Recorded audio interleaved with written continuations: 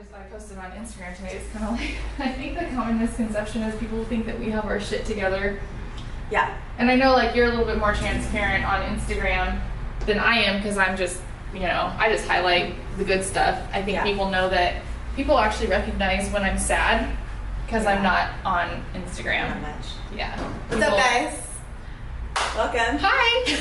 ShEO project, Here we go, day one. Day one, yes. And we're super excited to be able to share, you know, a little piece of what we have going on here as far as being transparent, which we talked about that a lot. I think it's important. But today we want to introduce ourselves as far as where we came from and how we started and why we're here. So hopefully some of this information is going to help you guys grow. So my name's Kelly. Or Michelle. I called her Michelle. Let me just stop real quick. I called her Michelle. Still. I called her Michelle for the first still forever. Still ongoing, so I'm guilty of that. But yeah, her last name is Michelsen. Michelsen. And so I call her Michelle a lot. You know, Jacob, one of the last videos that I did with Derek and Myra, he was in the gym and I was in the storefront, and he comes out and he's like, "So Michelle," and I was it's not just me. I'm all, yeah. So she answers to it now. Should be Michelle Kelly. Oh my gosh, okay. It should. Sorry to interrupt you, but that's a really good kind of funny story. Yeah. For me. Well, because we have there's a trainer, Michelle, and so one time we were in the same room and she's staring at me and she's saying, "Bye, Michelle," and I was going about my business because I thought you were talking to Michelle, but I looked up and you're staring at me. Oh my gosh. Okay. My name's Kelly Michelsen. I am the owner of Self-Made Training Facility in Corona. I started at Self-Made Training Facility. Do you call it headquarters? No, I call it like the OG spot. The OG spot? It's just, it was home. Yeah. It was home. Yeah, that was the OG spot. Okay, so we'll call it Self-Made Training Facility OG. That's where I started. That's kind of where I'm at right now as you see the pinnacle of where I'm at, and how I became the owner of one of the franchises. And this is Autumn Aguilar. This is me. My name is Autumn Aguilar. I'm the owner and creator of Self-Made Training Facility. Started in our 3-car garage and it kind of just grew. So yeah, it's been kind of a mission and a journey, and good times and bad, but through that I've definitely become a lot stronger. But yeah, so I'm excited to kind of get meaty. So this is kind of where we're at right now. I'm the owner of Self-Made Training Facility in Corona. Autumn, she is literally the bread and butter of Self-Made. Yeah. Stop it. Yeah. So I'm learning, you know, it's been a journey for me internally, learning to kind of go into my role as a female entrepreneur. It still is a journey for me, because I'm learning how it's almost like I'm learning my own identity. I know that sounds a little odd. No, it totally makes sense. Like, I'm becoming like, okay, so this is also going to sound super cliche, but I'm like becoming a woman. I really feel that way.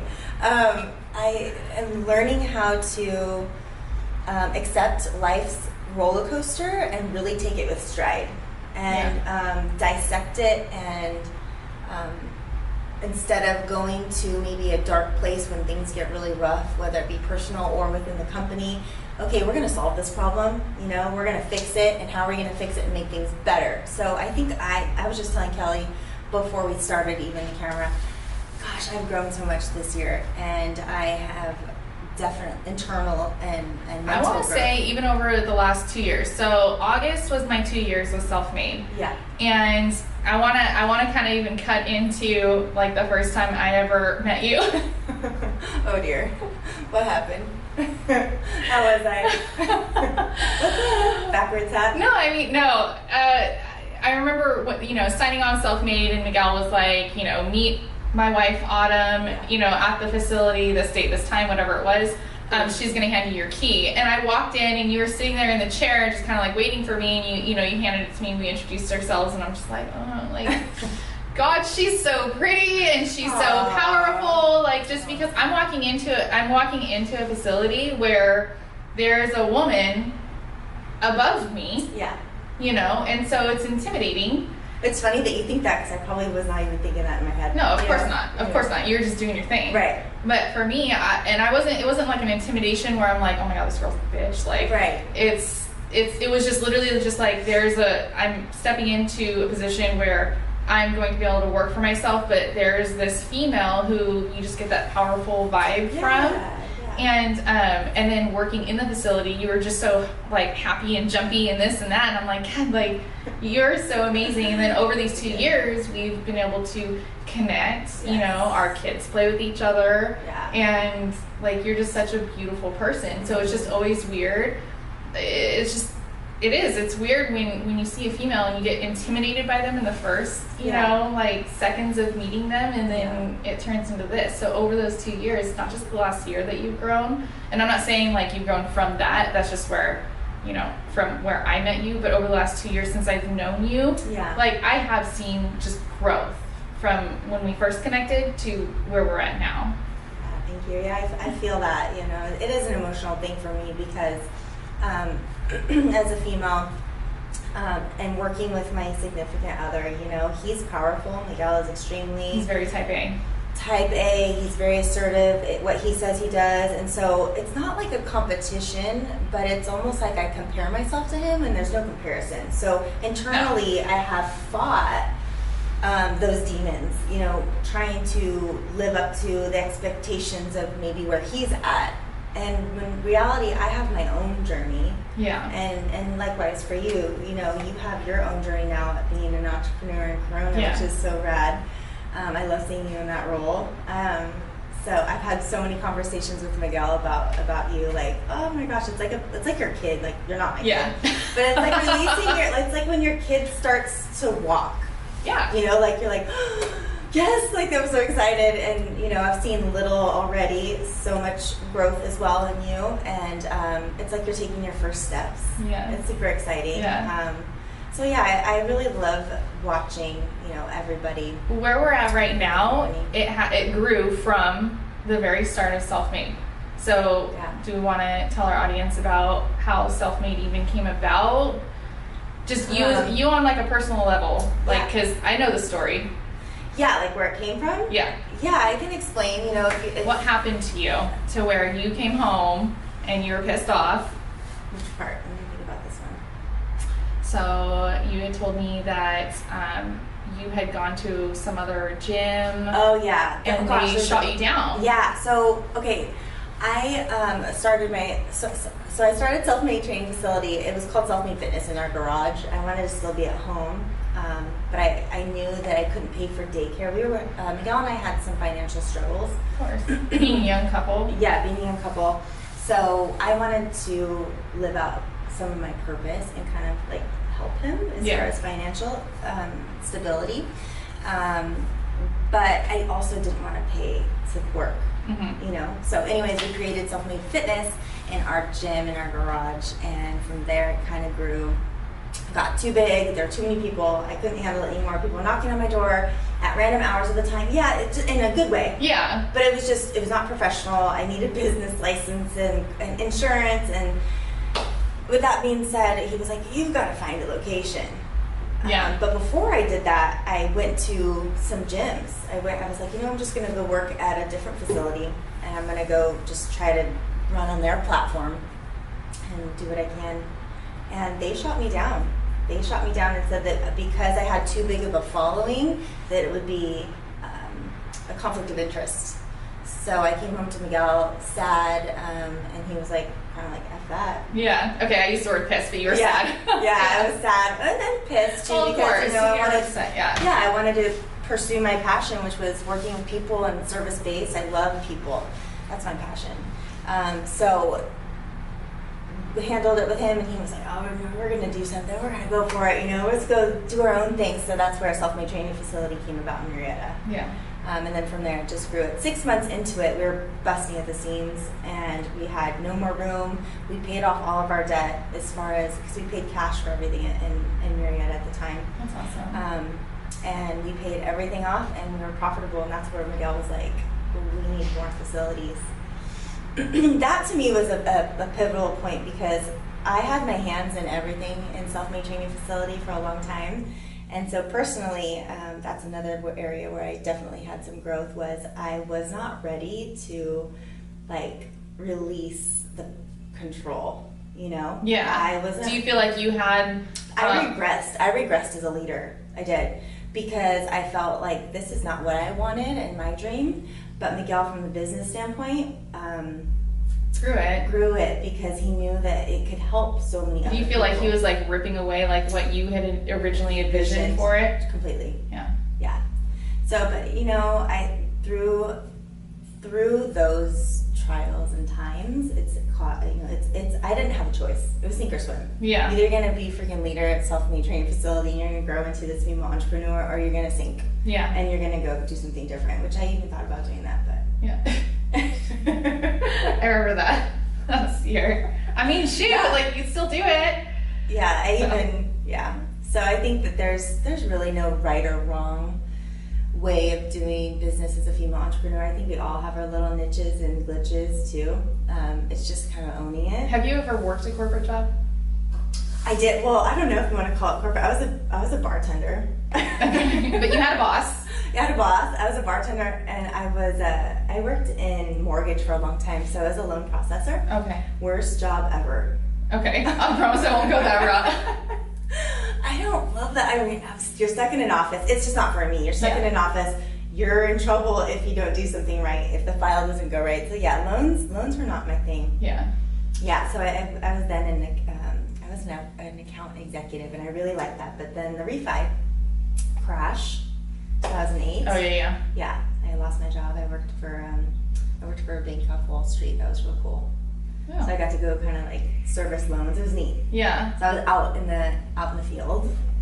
So I really liked that. But yeah, I think for the most part I like being my own boss. Yeah.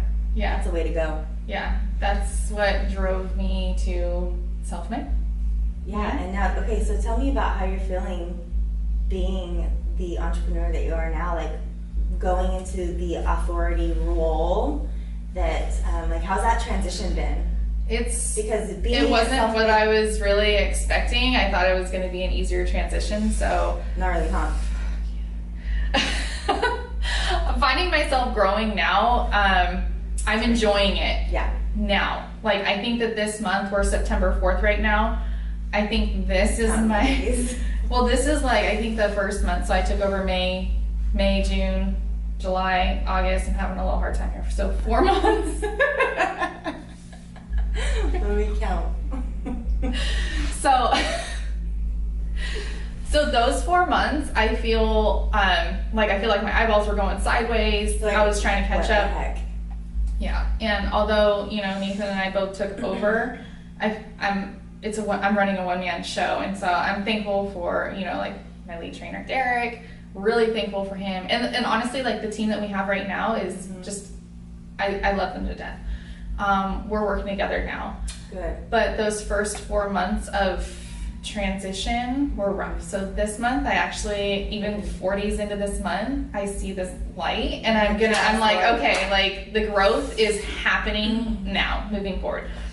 But yeah, I just kind of wasn't expecting it to be that rough. You start to have an appreciation for other people's roles, definitely. Way more appreciation for other people's roles.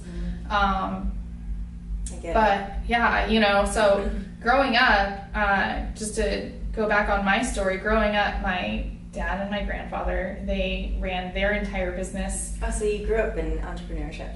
Yeah. So my grandfather, his name's Dick Dean, he builds and restores classic cars. Like there's certain things that he did, even projects that he did. He built the Batmobile, the Dragula. Wow. I don't know if you ever seen like the Beverly Hillbillies movie, like way back then. So my dad and my grandpa built that thing, that they had to paddle with their feet. Yeah. So cool. So they did a lot of cars for movies and stuff. So they're pretty well known. But they ran their entire business. They didn't have a secretary. They didn't have like someone to answer their phones. Like they just have not been present for a lot of things. Yes. Yeah. And so that's actually things that like I'm dealing with right now too. connecting a little bit more with my dad on like why he wasn't home so much. Isn't that crazy how like sometimes life just kind of happens like that? Yeah. Where it's like, okay, I need to show some grace. Yeah. You know, like I was never angry at him, but it was just kind of like known that dad's working, you know. And so now with like even my kids, I'm kind of like, I hope they know I am, because I'm like, I hope that they can see how I saw my father, that he's just working, you know, because I wasn't spoiled, you know, because he made good money doing it. I wasn't spoiled, but I was never without, right, you know. So I'm even as a mother role, like I'm hoping that this what I'm doing right now, that my kids start to have that kind of appreciation. Right.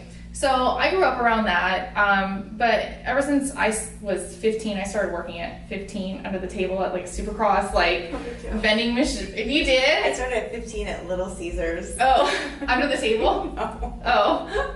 I had a work permit, but yeah. Oh, okay. Not under the table. Oh, I was You're 15. gangster. Yeah, I was like under the table. They just paid me, you know, a paycheck to work the vending golf cart, you know. Yeah. So I wanted to work. I wanted to make money.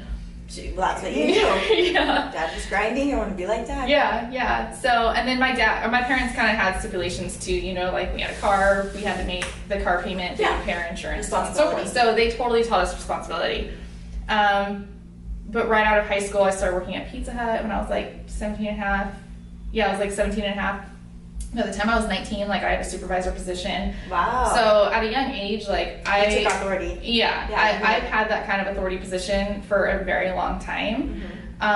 So I did supervising, this and that, but it was at Pizza Hut, you know. So then so from there, I obviously like then had 2 kids. I got married, so on and so forth. I wanted to better my situation, so I went to school for dental assisting, and I took out this like so I took out this like huge loan, thankfully, like with the kids or whatever I had. I got like some financial aid, but like it was a huge loan that I'm gonna tell you right now I'm still paying on. Oh yeah, that's not unheard of, bro. Yeah. Okay, so there's like very small amount left, but I've been paying like the very bare minimum because like 20 years. Yeah. You're not that old. It's almost like embarrassing, but I'm just kind of like whatever. Well, it doesn't count against your DTI. No. That take home. No. I would know that because I was a loan processor. Yeah, because you're a loan processor. So like I wanted to better my situation, and I feel like just where I'm at right now, this kind of it's step by step. This is what I've always wanted to do, is just better my situation. So I went to school for dental assisting. I did that. I was a dental assistant for like 5 or 6 months before I decided that I wanted to move to front office, which doesn't require a degree or like certification. You're like, oh, dude. But I made more money. No, I love dental assisting, but I made more money. Yeah. So from there, I was working in a dental office, and I was under the corporate light, you know, and I had a boss that I didn't like. I actually had one boss that I loved, but then I moved offices. I hated that boss. I hated having that kind of overhead. Yeah, micromanage. Oh, totally. Yeah. It was just, it sucked. Like, why am I here? What am I doing? Yeah. How am I gonna progress? Yeah. So when I moved to this office where I hated this manager, they gave me like an hour lunch break, and I didn't know what the hell to do with my hour lunch break. And then it was in like a retail setting, so like 2 doors down there was a gym. And prior to that, like you would not catch me in a gym. How about that? I was just gonna say that. That's what I said. How about that? So I used my hour to go do cardio, and then I hired a personal trainer just for shits and giggles. And then I love her to death. I still talk to Miss Kim today. Yeah, she's so inspiring. But yeah, so from there I saw what she did. You're like, I want to be her? Yeah, I totally want to be her. And so from there, it was just a ripple effect. So I went from observing my father and my grandfather, and those seeds were planted. I had just that work trait in me. You did. And then everything I feel just stepped me up further and further in my game, and because I constantly wanted to, you know, progress and better my situation, and I wanted to be, and I don't want to say like I wanted to be on the top, like as if like I'm superior to anybody. It's just that I want to not be on the bottom. I feel you with that. You know? We're on top. Yeah. Yeah, we're powerful. Yeah.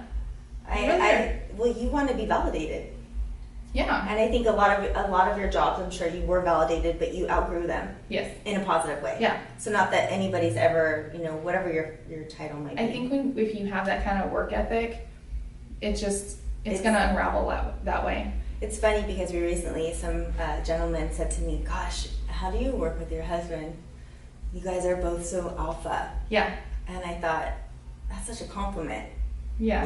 Because I look at myself sometimes being in business side by side with my spouse, and I'm like, gosh, I'm not living up to my title. Yeah. But I am. But I have so much more, like my expectation for myself is so much higher. It's so much greater. Mm-hmm. Like you and said. That's a good thing. It's a good trait. The same thing that Kelly said was, I always wanted to be better. I want to be on top. I want to better myself. How am I going to rise? So whatever your goals are, how are you going to rise? How are you going to show up today? That's my thing. Yeah. That's your new thing. That's my new thing is how are you going to show up today? How are you going to make today better than yesterday? Mm-hmm. So. Yeah. And I think if people just, plant themselves in the ground and cement their feet into it with it, like you're not going to go anywhere. It's true. Just keep moving. So I think that was really good. Just talking about like where we came from, kind of mix in where we're at right now. Yeah. So our kind of introductory video that we did was 2 weeks ago. Yeah. And I think every 2 weeks will be good. I think it would be good. Yeah.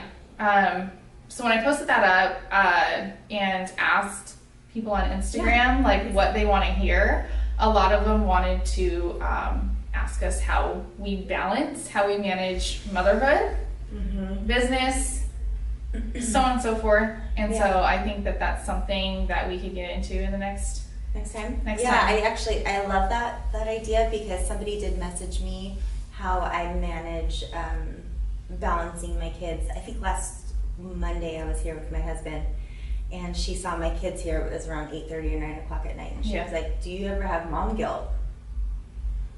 And I will talk to you about that in 2 weeks. Yeah. I think that'd be good. Mom guilt is a thing. It's a thing. It is a thing. It is. And it's kind of like I don't love mom guilt. No. I go back and forth with it though. Because I talk myself out of it. Because I'm like, no, I'm a good provider for my kids. I'm there for them mentally, physically, emotionally, financially. I think that there could be, but dude, non-judgmental. There are women out there who aren't taking that kind of role because you know what, your kids are looking at you and they see mom working. So I don't think it's a bad thing. I don't think it's a bad thing. But some people think it's a bad thing. We're gonna. Yeah, I think that's gonna be a good topic. It is because I can go back and forth with it. And it's gonna be a good one. I think a lot of people are gonna have a lot to say.